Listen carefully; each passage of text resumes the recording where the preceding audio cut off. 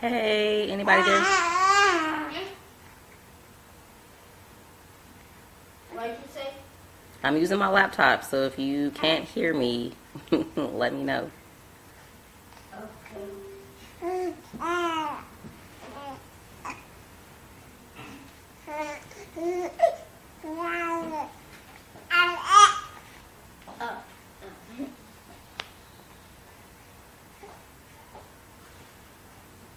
No, not working.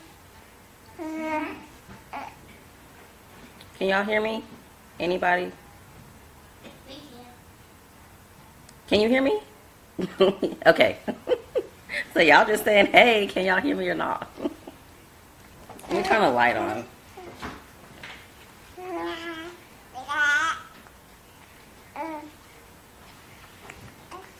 Okay, maybe that's a little better. How y'all doing?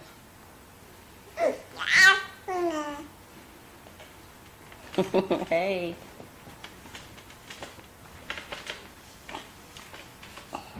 It's Amy. Say hi, guys. I don't that like that. Say hi. Say hi, guys. Say hi. And Malachi. What is that? And Kai. Is that Miss Smith? Sit down. Say hi, guys. Okay, now I can see y'all's comments. So I'll go ahead and get started. For those of you who do not know me, my name is Kiara, and I am actually in Dallas, kind of, sort of, Dallas, Texas. And I have a business, quote unquote, called Year One.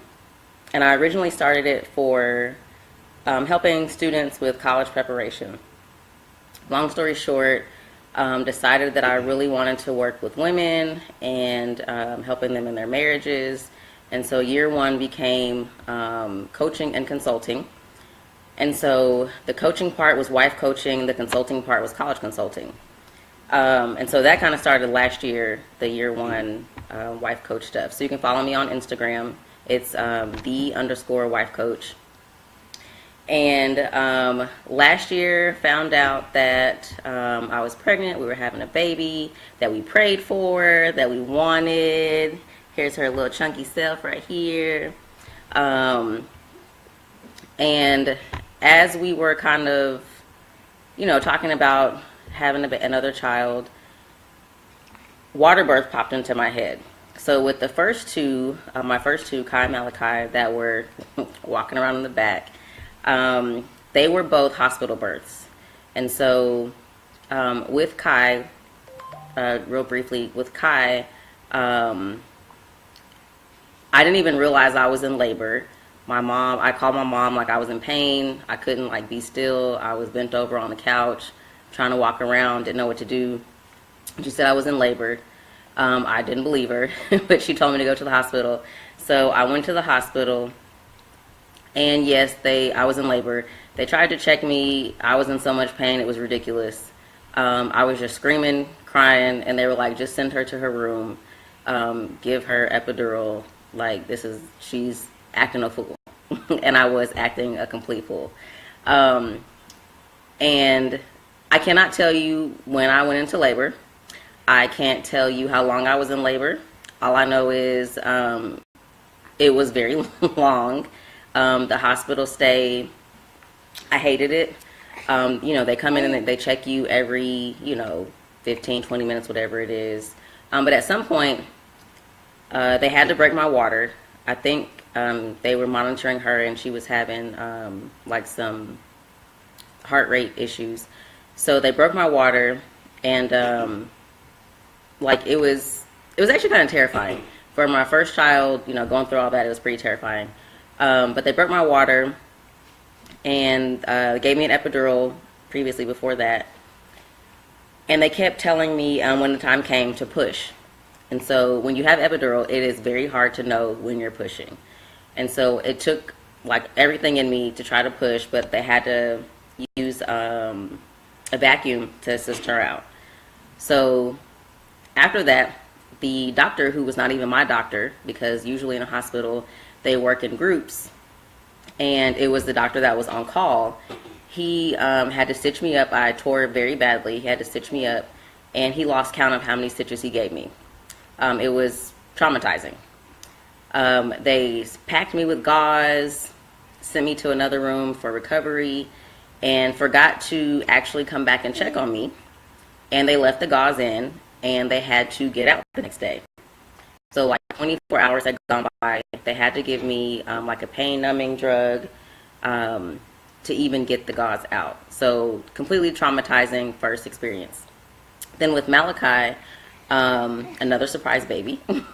With Malachi, we just went one day. I think I was like 36 weeks to my doctor. He told me that he was retiring because of his health. He was an older doctor. And we were sent to a random OBGYN across the street. At my 38-week appointment, he said, well, your blood pressure is really high, so come back in probably like 2 days. Hey, Erica. Oh, sorry. I don't know what to tell you. I don't know how to fix it. Went to my 38-week checkup. He said, your blood pressure is high. Come back in 2 days. Came back in 2 days or whatever it was. My blood pressure was still high. So automatically said, we're going to induce you today. I was not prepared whatsoever. As much as I was over my pregnancy, I was not prepared to have a baby that day. But went back to the hospital, or went to the downstairs to the hospital, gave me Pitocin to start the contractions. And I had a doula, and her name is Nakia. She's actually a black doula here in Dallas. And she, you know, kind of talked me through the contractions at the beginning. But that Pitocin, when it kicks in, is unbearable. And so I was screaming. I asked for an epidural. They brought the epidural. And of course, you cannot move with an epidural, so my labor completely slowed down. I cannot tell you when my labor started. I cannot tell you how long it was. But it was another traumatizing situation.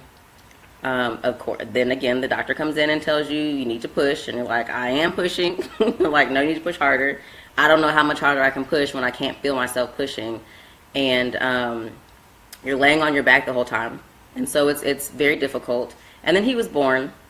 Go over to recovery, and it is the worst recovery experience ever. I cried so bad because I wanted to go home. Bless you. I cried so bad I wanted to go home. And of course they won't release you for a while. But it was just awful. I hated being at the hospital. I hated everything about it. So fast forward to last year, and I'm, you know, thinking, well, I want to do a water birth. I wanted to do one with Kai, never did it. And then I don't know that I wanted to do it with Malachi necessarily, but I knew he was going to be a big baby, and so I was like, I don't know if I can handle this. So I tell my husband I want to do a water birth, and he tells me no. He says, absolutely not. You have the lowest pain tolerance out of anybody I know. You cry over a paper cut, which is very true. I cannot deny it. Paper cuts are the devil. But I started doing my own research and looking at water births and just the difference between a water birth and a hospital birth. And so real quickly, the environment is what creates pain. In a hospital, there's lights. There are people coming and check on you every 15 to 20 minutes, whatever it is. There's a lot of noise. There's a lot of everything. And it keeps you from being able to stay calm and relaxed in a traditional like hospital setting. Of course, the medical interventions. So the Pitocin, the epidural, all that kind of stuff. It slows your labor down. It causes extra pain. It affects the baby. Like lots of different things with medical interventions. And the increase in medical interventions actually leads to C-sections. And so that's a whole nother deal. So we actually went to interview. I prayed about it. I said, Lord, please soften my husband's heart just a little bit so we can at least go interview a midwife and talk to her about the process. We met with Tari, who is actually also Camille's midwife. And Camille is watching right now, and I'll talk about Camille in a minute. But we went to see Tari, met her. We were there for like an hour and a half, almost 2 hours. Interview was only supposed to be like an hour. She literally felt like family. I have never felt so comfortable with a stranger. And from that moment on, we knew that water birth was the right thing for us to do. And so I kept preparing. I kept praying, like, am I crazy? Please tell me I'm not crazy. People are going to think I'm crazy for wanting to have a birth without medication. But I kept just praying that things would, go okay, that I'd be able to handle it, stuff like that. And so in the research, I learned pain management tips like hypnobirthing. It sounds crazy, but it actually works. It's not hypnotizing. It's hypnobirthing. So it's more like a relaxation kind of thing. Just how to like handle, pain in other ways. Fast forward to January 30th. At 6 o'clock in the morning, I wake up. I am in lots of pain. Well, lots of pain. I know it's contractions. I call the midwife, and she says, "We'll get in the bathtub for at least 20 minutes. If the contractions slow down, then they're Braxton Hicks contractions. If they get stronger, then it's real contractions." And so I was in the tub for 2 hours because they were real contractions here at the house, and I was managing it. It was insane. Even my husband looked at me and was like, "You're doing better than I thought you were going to do." And literally, in the 2 hours I was in the tub, the contractions are getting stronger, but it's nothing unbearable. So the midwife calls back, and she's like, "Is she still in the tub? Like, it's been, a while. Maybe y'all should head over here to the birthing center." And at this point, the contractions are where my attention is completely on the contractions. Like, I can't focus on anything else, and that's when she told us to go to the center.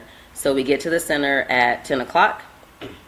It's 45 minutes away, so we also have to stop for gas because there's no gas in the car. We get to the center at 10 o'clock. She checks me a little while after we get there, and I am 6 centimeters. On the way there, I text my mom, and I said, "I pray that I'm 6 centimeters because this is getting a little intense." And my prayer was answered. When I got there, I was 6 centimeters. She asked me if I wanted to get back in the tub, and I'm like, "Yes, put me back in the tub." It was very relaxing, very calming, and it helps a lot with pain management. So at like 11 o'clock, maybe 11:15-ish, my body starts shaking like uncontrollably. I cannot really explain what it was like other than if somebody was shaking me. But my body was shaking uncontrollably. I'm just screaming. I have to go to the bathroom. And the midwife is like, "No, that means the baby's coming." And I'm like, "That's not even possible. We just got here. Like, I have to go to the bathroom." And she's like, "No, the baby's coming." And I screamed a couple times. She told me to put my hand between my legs. There was a head. Like, we had just got to the birthing center at 10 o'clock, and at 11:15, I'm feeling a head between my legs. She said, "If you push twice, you'll have a baby." I pushed twice, and I had a baby at 11:34. Water is nature's epidural. It absolutely is. So it was the most beautiful experience I have ever in my life had. I have told everybody I can tell who's pregnant, like, you really need to look into water birth, natural birth just in general, do your research. But what really I want to talk about more today, so that's just the backstory, but is trusting God with your labor and your delivery. So there is a huge misconception about natural birth in general, that when you say natural birth, you're not doing anything to manage your pain. You're just sitting there taking it. And that's not true. There's a lot of things that you can do to manage your pain. One of the things that I actually did to prepare for this was my mom bought me a journal, like a little book, and I wrote down affirmations. So birth affirmations to remind me that I could do it, My body was strong enough to handle the contractions. Each contraction meant that my baby was coming. Just everything positive. Absolutely nothing negative. And I also wrote down scriptures. So a lot of scriptures that related to strength and being strong. Kai, can you go get is my journal on the nightstand or is it in the suitcase? I just wrote down a lot of scriptures, and I'm going to have Kai, I forgot to grab it, trying to set it for today, but I'll read some of those things to you. But I trusted, oh, that was fast. Thanks. I trusted God to help me in the situation. So like an example would be, I can do all things through Christ. That's, of course, Philippians 4:13. Cast your burden on the Lord and he will sustain you. So Psalms 55:22. Draw near to God and he will draw near to you. James 4:8. God is our refuge and strength, a very present help in trouble. Psalms 46:1. Fear not, for I am with you. Be not dismayed, for I am your God. I will strengthen you, I will help you, I will uphold you with my righteous right hand. Isaiah 41:10. But you take courage, do not let your hands be weak, for your work shall be rewarded. 2 Corinthians 15:7. I lift my eyes up to the hills, from where does my help come? My help comes from the Lord, who made heaven and earth. Psalm 121:1-2. You will keep in perfect peace all who trust in you, all whose thoughts are fixed on you. Isaiah 26:3. So it just goes on and on and on. And so what happened was, at the birth, my mom actually took the journal, and she read these affirmations and scriptures to me, and she had me repeat them to her as I'm going through the contractions. So towards the end, when they were getting like really intense, she had me repeat back the scriptures and affirmations that she was reading. And I can absolutely tell you that without the Lord helping me through these scriptures and without the water, I wouldn't have made it. But my point is, it's very interesting, and I'm going to be preaching to myself in this comment, how with everything else that we do, we can trust God to take care of our situations, to handle what we're going through, to fix a situation, to see us through, because we know that there's going to be trials and tribulations and storms and whatever, and sometimes we pray to be removed from them, but then we remember that he's with us, and so we pray just to get through them. So it's funny how with everything else we can trust God to strengthen us and to get us through, except when it comes to birthing a baby. And he designed our bodies to do it, so why don't we trust him? And I actually have a quote from my midwife on her bio. She says, God designed woman to grow and carry her child, to labor for that which she was guarded in her womb, which she has guarded in her womb, and to birth forth something he spoke life and purpose to long, long ago. And then this baby, brought earthside, is again nourished by the one who carried him or her. And so God created our bodies to birth the children, to carry the child and to birth the child. So therefore we should trust him with that process and that experience. My doula actually always says that God doesn't need help doing anything except bringing children into the world. We are the conduits, we are the carriers of the children. That's the only thing he ever needs help with, is birthing a child, because the woman has to do it. A human has to do it. And so we have to keep those things in mind, that we are strong enough. I feel like society has taken our strength from us because of all the negative stories that you hear, the negativity surrounding birth experiences and things like that. Of course, some of those things have to be shared, especially when you want to compare. Like I'm, telling you my hospital birth versus my water birth. But a lot of times you only hear the negative. You never hear the positive aspects of birth. And I'm not saying that it has to be at a birthing center, which is what I did. It doesn't have to be with a midwife.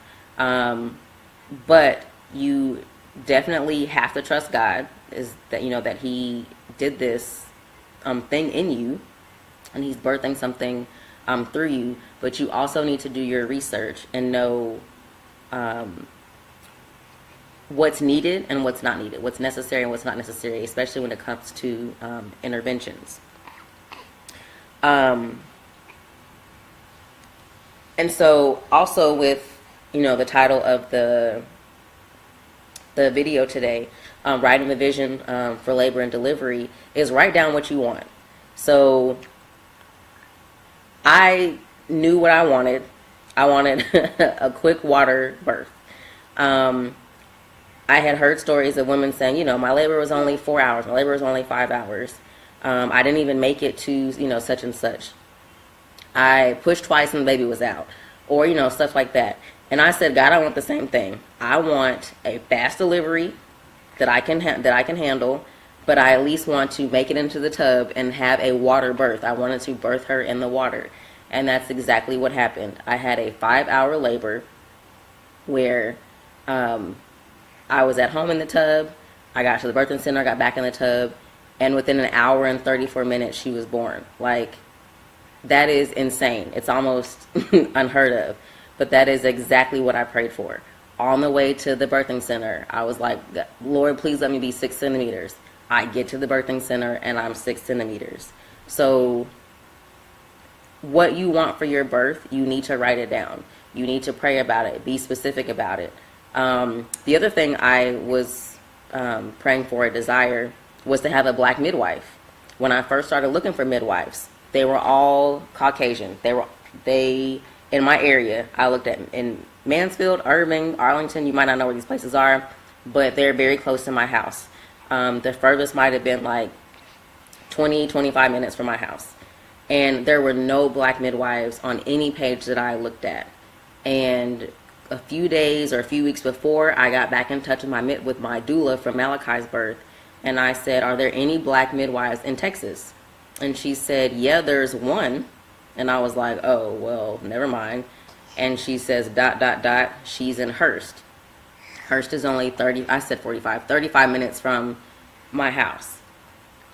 The only practicing black midwife in my area is only 35 minutes from my house.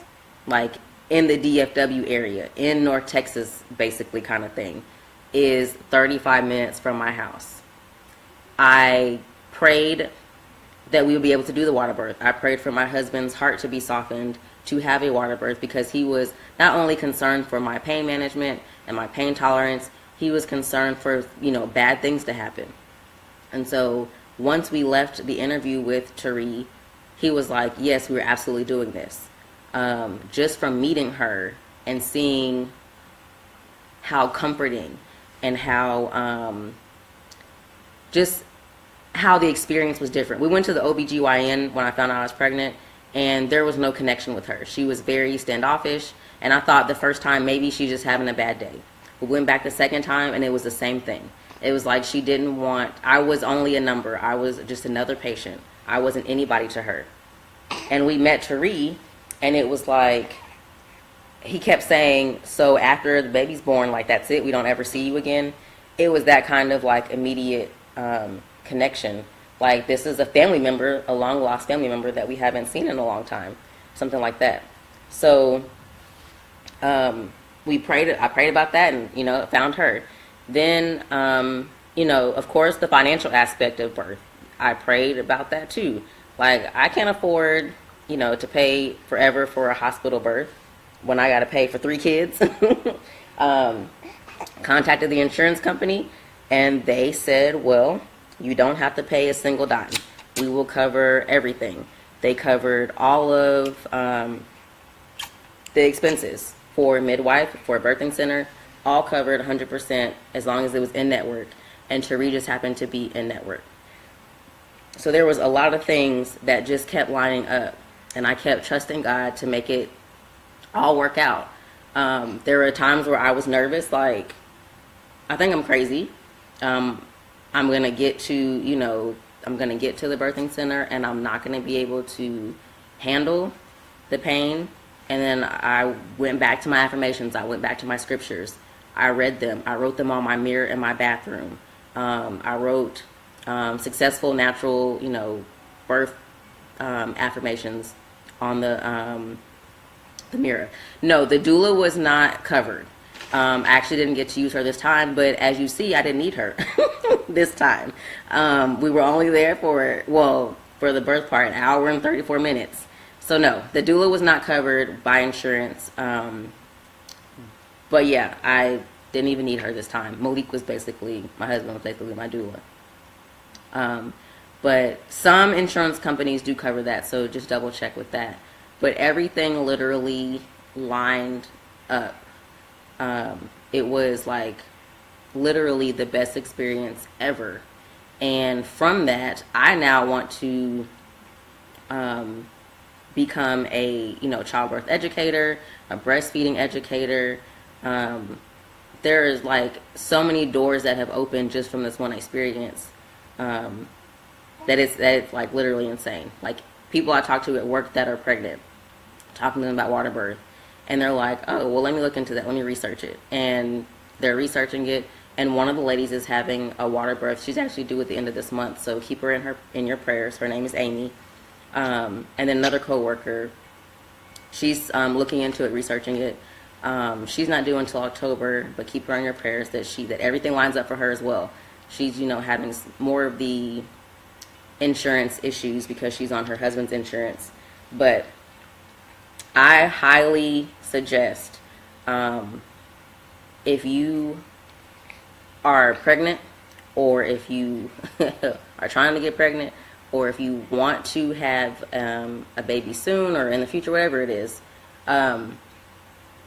write down what you want, pray about it, and trust God that it will all line up and that you will have the best birth experience ever. Even if it's not like I said, a hospital birth, a birthing center birth, or with the midwife or with the doula, whatever, regardless of where it is, know what you want and know what you desire.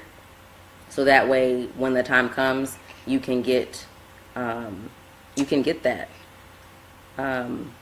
Don't be bullied by doctors or whoever in the hospitals to do things that you don't want to do. That's why I say do your research. A lot of things are so unnecessary. But be strong, and just have faith that it's all going to work out. And one of the things that Cherie told me, so one of the questions I asked her when we interviewed her was, how often are there complications, and what do you do when there is a complication? And her response was how I knew that water birth was for me. And she said, you have to know that God has already orchestrated your birth, regardless of what that looks like. Whether it's, she's watching TV. Regardless of what that looks like. So whether that's a natural birth, a water birth, if you end up with a C-section, if it's an emergency, whatever it is, God has already orchestrated your entire birth. And so you have to trust Him and the process. And so from that point on, I knew that she was going to be my midwife and I was going to have a water birth. Nothing she ever said to me scared me. And fears of God, not of God, nothing she ever said scared me. She always encouraged me. She always was helpful. Every time we went to an appointment, they lasted an hour over what they were supposed to. She was very comforting, and just an amazing, person. And I really, truly believe that God put her in our lives. Me, her, and Camille are going to have a play date soon because she just had her own baby. Camille's baby is 9 months. And so these are other things that come along with having like a midwife. They become like part of your family. So yeah, that's that. And I said I was going to mention Camille. So with this year one, Camille and I have actually are going to be working together on educating people about their options for birth. So knowing what their options are, like, a hospital, a birthing center, birthing at home. If there's another child, we're going to do a home birth. Don't tell anybody I said that. But knowing your options, a hospital is not your only option. You can go to a birthing center. You can use a midwife. You can use a doula. I have seen people do unassisted home births where they birth their own children without anybody there other than their spouse or like their mother, whatever. Pain management techniques and things like that. But our target is women of color. Because if you go right now and Google natural birth on YouTube, a water birth or whatever, you will not see very many women of color. And so that's, it's not very encouraging because you feel alone when you're, going through that process of looking up, other births and things like that. But we are on a mission to normalize it amongst women of color. And so we'll be doing a lot with that. Camille, if you can put the link to your YouTube page on there. Camille actually is starting a vlog. It's called Woman Crush. And she'll put the link, if she's still on here, put the link in the comments to where you can go and see her vlog. And she's going to be doing interviews with women who have had natural births. She has a video and it has amazing pictures and images and video from her own birth. Crazy, like you can feel the intensity and you can feel the calm and the intensity in the videos and the pictures. It's crazy. And then, is that Leilani? I don't see no names. My computer is so slow.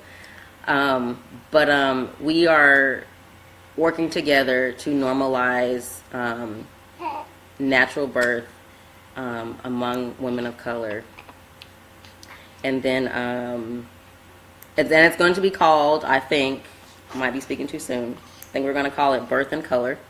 We'll have a Facebook page soon, and so we'll invite you guys to join our Facebook page where you can get support, get answers, get questions, ask questions, get resources, and things like that. But yeah, all in all, definitely want you guys to stay prayerful and stay just stay faithful and stay trusting that what you want, God can absolutely do it for you. Do you guys have any questions? I think we lost some people. But yeah. Oh, and then I have a new website. I'll put the link in the comments as well. And so it's year one marriage and motherhood. So it's the wife coach aspect, it's the natural birth aspect, and then it's breastfeeding. So breastfeeding is very important for the little children. And so I'll put the link to that also in the comments. And then Camille just added the link for her YouTube channel. But definitely subscribe to her channel. You can find me on Instagram, _wife coach. You can find her on Instagram. It's Woman Crush, so WOMBMAN Crush. She'll have lots of pictures and things like that of other women who have had natural births. But yeah, that is what I wanted to say tonight. And thank you, Camille. Didn't want to keep you too long. But yeah, if you guys have questions as well, you can either, find me clearly on here, ask me on here, on the Instagram page, or you can email me. It's year1consulting at gmail.com. And I'll put all that in the comments. But yeah, glad you guys joined me. And she's looking at her brother. She loves the kids. Me and Micah Jean, the chunky baby. Say bye. You say bye?